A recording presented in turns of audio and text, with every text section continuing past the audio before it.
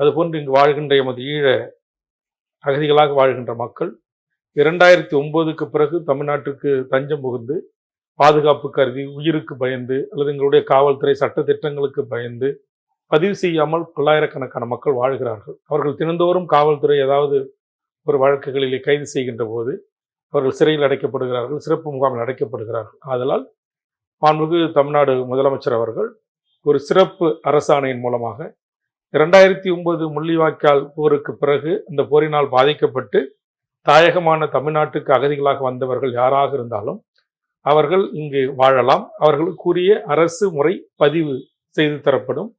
அவருடைய பிள்ளை செல்வங்கள் தொடக்க கல்வியிலிருந்து உயர்நிலைக் கல்வி வரையிலும் தமிழ்நாட்டுடைய அரசு உதவி பெறும் கல்லூரிகளிலும் அரசு கல்லூரிகளிலும் சேர்ந்து பயில்வதற்கான உரிமை.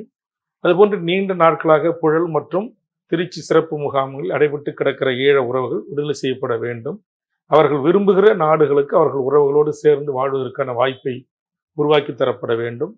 தமிழக வேலை தமிழருக்கு என்கிற சட்டம் இயற்றப்பட வேண்டும் என்று மிக முக்கியமான சில கோரிக்கைகளை நாங்கள் முன்வைத்திருக்கிறோம்.